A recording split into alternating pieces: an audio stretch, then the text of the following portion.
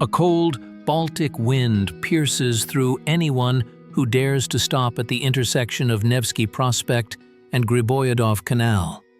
Here, amidst the noise of a modern metropolis, one's gaze involuntarily rises, glides over the majestic colonnade of Kazan Cathedral, and freezes, encountering something both terrifying and mesmerizing.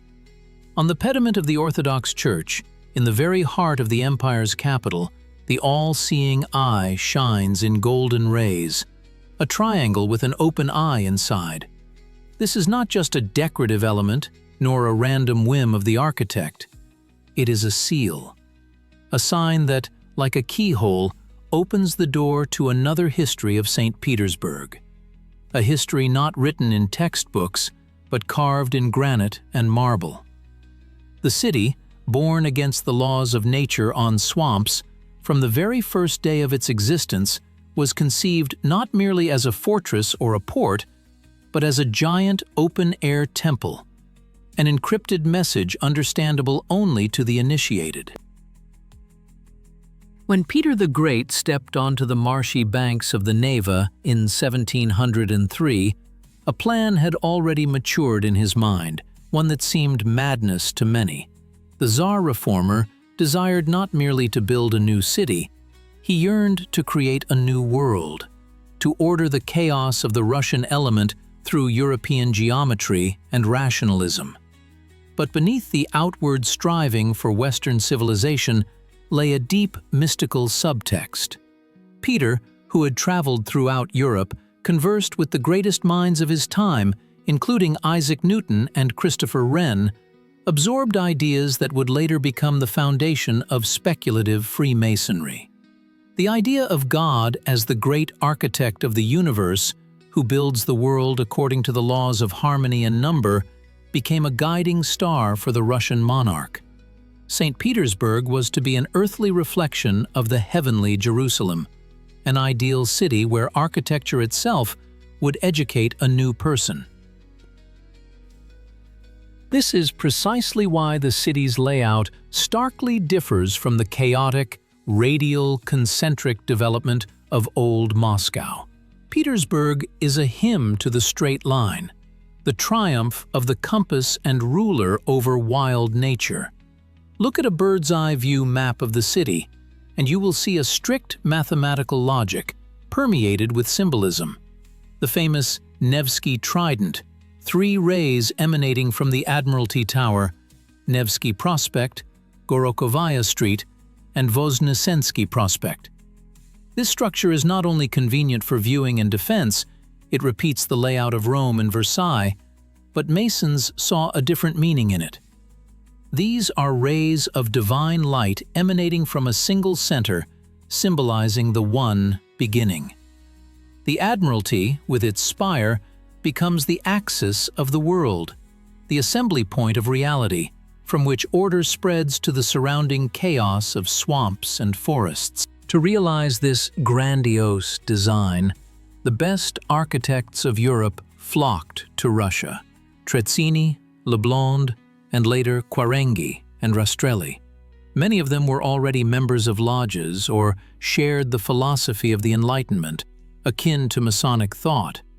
They brought with them not only blueprints but also secret knowledge of sacred geometry. The city was built as a colossal stage set for mysteries, where every bridge, every embankment, and every palace had its place in a complex system of symbols. The granite embankments, shackling the wayward Neva, were not merely protection against floods, but a symbol of the will and reason's triumph over the raging elements of emotion, an allegory understandable to every Freemason, whose main goal is to hew the rough stone of their own soul into the state of a perfect cube. However, this external urban planning layer is merely the visible part of the iceberg. Beneath it lies a deep personal drama of those who created this stone text. Architects, sculptors, and artists who worked on the appearance of the northern Palmyra often found themselves individuals with tragic destinies, torn between serving the emperor and loyalty to their secret ideals. Andrei Nikiforovich Voronikhin, the creator of the Kazan Cathedral, is one of the most enigmatic figures of that era. A former serf of Count Stroganov, he, according to rumors, received education and freedom not without reason. Gossip attributed kinship with the imperial family itself to him. But more important was his connection to Masonic circles, to which his patron Stroganov also belonged. When Voronikhin designed the Kazan Cathedral, he faced a complex task: to create an Orthodox church that would simultaneously resemble St. Peter's Basilica in Rome and fit into the intricate landscape of Nevsky Prospect. But the architect went further. He created a building that is itself a Masonic treatise.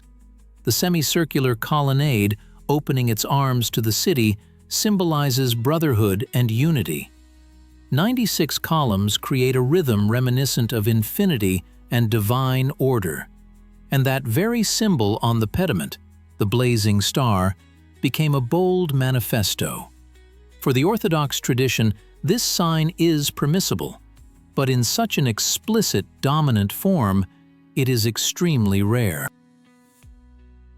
Voronikhin, risking the wrath of the conservative clergy, placed it in the most prominent spot, as if telling his brothers in the lodge, "This temple is dedicated to truth, which is one for all, no matter how it is called." The internal conflict of the creators was superimposed on a complex political situation.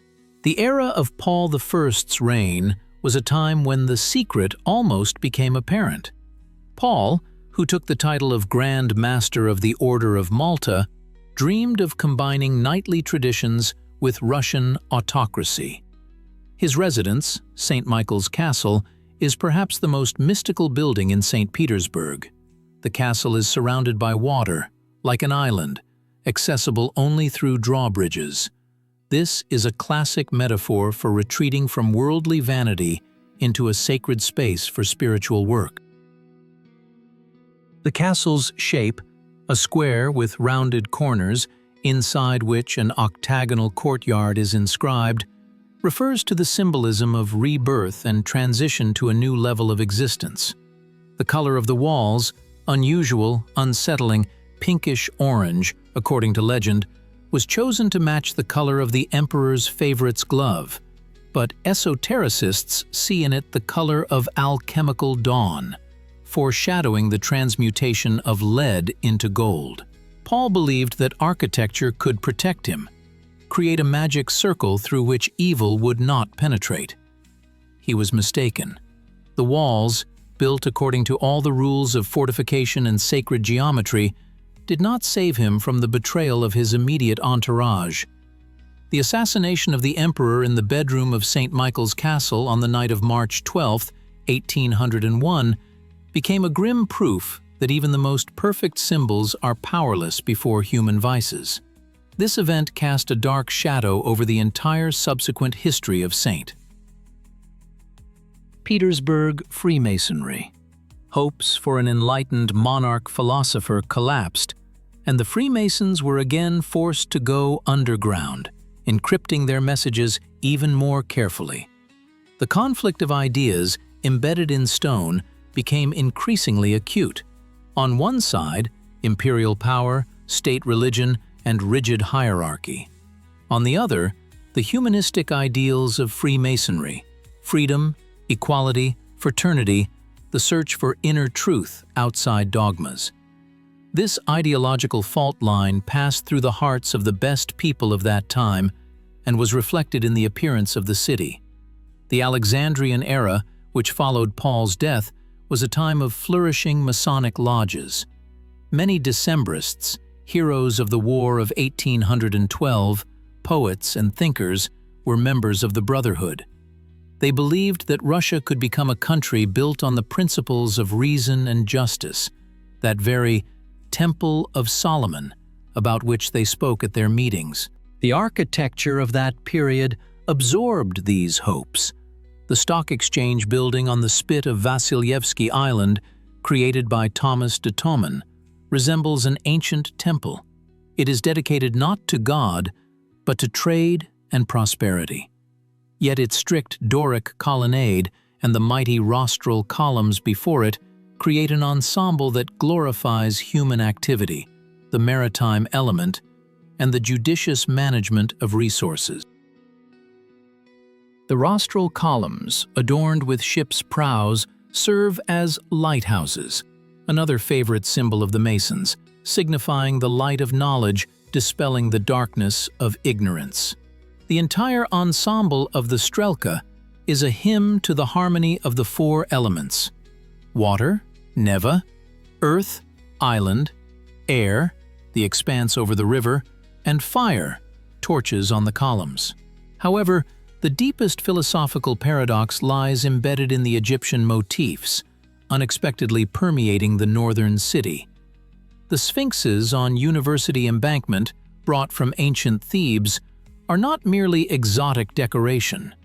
For Masons, Egypt was the cradle of secret knowledge, the homeland of Hermes Trismegistus, the legendary founder of alchemy and Hermetic philosophy. The installation of genuine ancient Egyptian statues, which had witnessed Pharaoh Amenhotep III in the heart of the young empire's capital, was an act of symbolic succession. Petersburg declared itself the heir to ancient wisdom, a new center of spiritual power. These sphinxes gaze at each other across centuries, maintaining a silence that is more eloquent than any words. Their presence reminds us of eternity, and that all empires are but dust in the wind of time, and only true knowledge remains immutable. The culmination of this stone narrative, the point where all lines of force and meaning converge, is Palace Square and the Alexander Column erected upon it. This is not merely a monument to the victory over Napoleon. It is a triumph of spirit and engineering genius, bordering on a miracle. Auguste Montferrand, the architect who created this monument, was also not alien to mystical quests. The enormous monolith of pink granite, weighing 600 tons, is held on its pedestal solely by its own weight. No fastenings, no cement. This is pure physics elevated to the rank of art, an ideal balance sought by every adept of secret knowledge. Atop the column stands an angel, but upon closer inspection, its visage bears a portrait likeness to Emperor Alexander I. The angel tramples a serpent with a cross. In Christian tradition, this symbolizes the victory of good over evil, of Christ over the devil. But in a Masonic reading, the serpent is also a symbol of chaos, of untamed matter, which the spirit must subdue. Or, in another context, the serpent biting its tail, the Ouroboros, is a symbol of eternity and cyclical rebirth. The angel does not merely stand, it soars, and its gesture, pointing to the heavens, connects the earthly plane of the square with higher spheres. Palace Square, with the ideal geometry of the General Staff Building, its arch crowned by the Chariot of Glory, forms a gigantic amphitheater. And at the center of this amphitheater stands the column, an axis connecting earth and heaven. Here, at this point, the Masonic dream of harmony reaches its apotheosis. A person standing at the foot of the column feels like a grain of sand, yet a grain of sand incorporated into a grand and intelligent design. But history loves irony. It was on this very square, designed as a hymn to order and autocracy, that an event was destined to occur that would overturn the nation's consciousness. The Decembrist uprising on Senate Square, in the immediate vicinity of the then under-construction St. Isaac's Cathedral and the Bronze Horseman, became the moment when Masonic ideals of freedom emerged from the quiet of the lodges into the street. Many of those who led the regiments onto the square wore Masonic insignia beneath their uniforms. They wanted to rebuild the state edifice just as architects rebuilt the city, according to the laws of reason and justice. Their defeat was a tragedy, but it also imbued the city's space with new energy, the energy of sacrifice and hidden protest. The transformation of the city's perception occurs precisely here. Petersburg ceases to be merely an imperial capital and transforms into a city text, a ghost city, where behind the ceremonial facades hide the shadows of the innocently slain and dreams of an unfulfilled future. St. Isaac's Cathedral, which the same Montferrand built for 40 long years, became the final chord of this stone symphony. Its gigantic golden dome is visible for dozens of kilometers. Inside the cathedral, in its opulent decoration, Masonic motifs reappear, but now more concealed, dissolved into Orthodox iconography. Triangles, all-seeing eyes, radiating beams, all are woven into the ornaments so skillfully that the uninitiated will see only beautiful decor. But the knowledgeable will see the persistent repetition of the same idea. God is light, and this light is spread everywhere. It is interesting to note that the construction of St. Isaac's itself is surrounded by legends. It was said that Montferrand was foretold. He would live as long as the cathedral was being built. And indeed, the architect died shortly after the completion of the works. This legend emphasizes the sacred connection between the creator and his creation. The building takes the architect's life force, but in return grants him immortality in stone. Today, walking through the streets of St. Petersburg, we rarely consider why we feel so comfortable or, conversely, so anxious in certain places. We pass by the griffins on the banking bridge, whose golden wings are meant to guard the treasures of knowledge, not just the gold in the bank vaults. We don't notice that many squares and parks are laid out in regular geometric shapes, circles, ovals, squares, a direct legacy of the Enlightenment's formal gardens, designed to demonstrate human power over nature. We look at the spit of Vasilyevsky Island and see a beautiful architectural ensemble, unaware that it is a giant Masonic altar dedicated to the harmony of the universe. The resonance of these ideas is heard even in the 21st century. In an era of digital technology and informational chaos, the strict geometry of St. Petersburg, its encrypted messages about the search for truth and self-improvement, sound surprisingly relevant. The Masonic principle of ordo ab chao, order out of chaos, is what modern man subconsciously seeks. The city, built as a model of an ideal universe, continues to influence us, making us straighten our backs, think more clearly, and strive for something more than mere survival. The lessons embedded in stone are both simple and complex. External brilliance is nothing without internal content, and true construction is the building of one's own temple of the soul. Everyone who comes to St. Petersburg involuntarily becomes a participant in this endless mystery.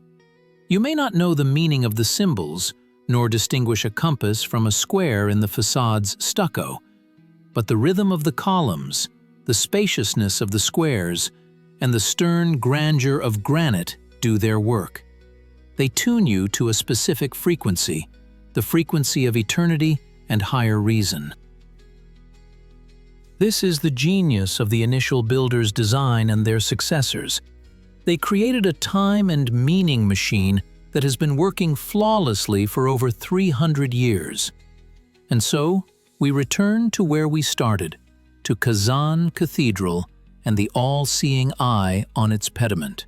Now, having traversed this path through centuries and destinies, through the geometry of plans and the tragedies of people, we look at this symbol differently. It is not a threat or control. It is a reminder. A reminder that beyond the hustle and bustle of everyday life, there is always something more, some higher design that we are not always given to comprehend, but of which we are a part. The stone is silent, but it remembers the warmth of the master's hands that held the hammer and chisel. It remembers the whispers of prayers and vows uttered by candlelight in secret halls. And as long as St. Petersburg stands, as long as its spires pierce the low northern sky, and sphinxes gaze into the waters of the Neva, this dialogue between past and future, between stone and spirit, will continue. The message in stone awaits its reader, and perhaps that reader will be you, the next time you look up and meet the gaze of eternity, frozen in the architectural perfection of the northern capital.